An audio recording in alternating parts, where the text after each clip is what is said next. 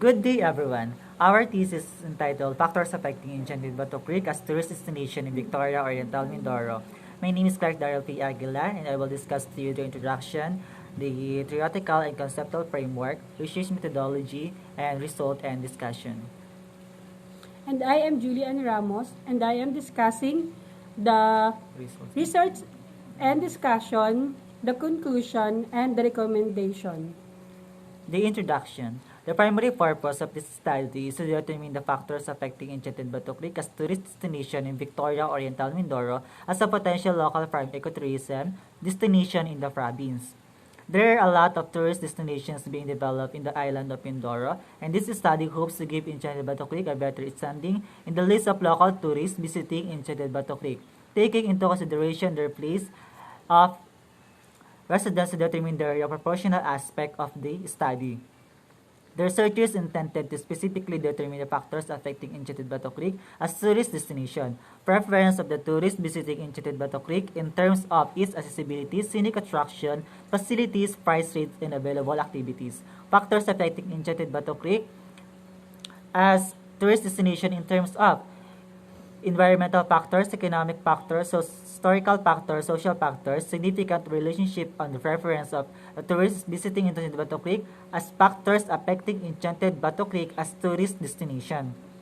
The possibility of expansion and the area will be based on the management aspect and security since Enchanted Bato Creek is located in a remote locality and having emergency capabilities for risk reduction is a paramount indication for tourism development.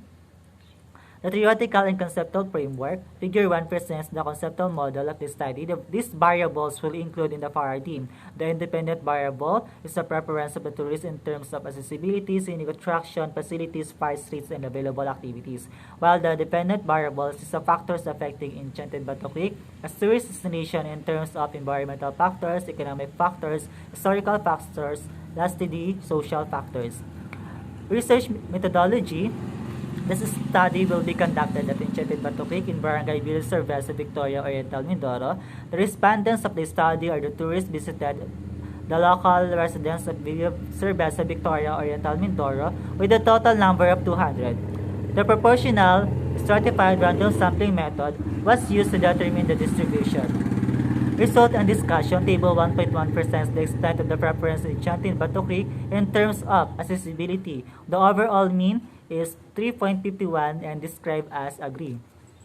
Table 1.2 presents the extent of the preference of Enchanted Bato Creek in terms of scenic attraction. The overall mean is 4.62 and described as strongly agree.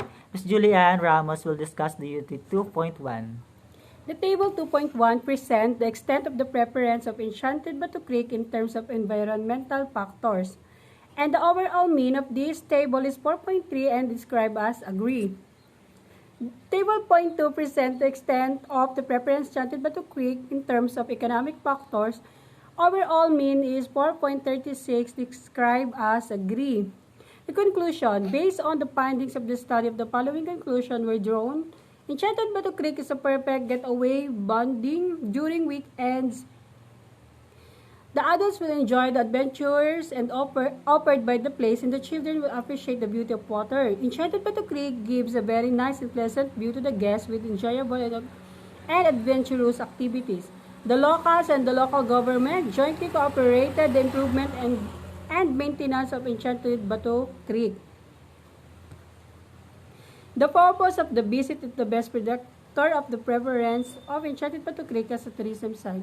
Enchanted Bato Creek has a potential tourist as rated by the respondents, which indicates that a widespread promotion is only needed. Many of the tourists are satisfied with the scenic attraction and adventures offered by the place. Create more activities. This is the recommendation. Create more activities that are suitable to young and adult tourist experience. Promote and support the expansion of the Enchanted Bato Creek as tourism site. In planning and carrying out activities in Enchanted Bato Creek River, pay attention to the operation, maintenance, and monitoring of the works. Improve the education and training of the local community leaders so they can better deal with the guests. The barangay LGU should provide the security stops for the safety of the guests and for unexpected emergency or accident.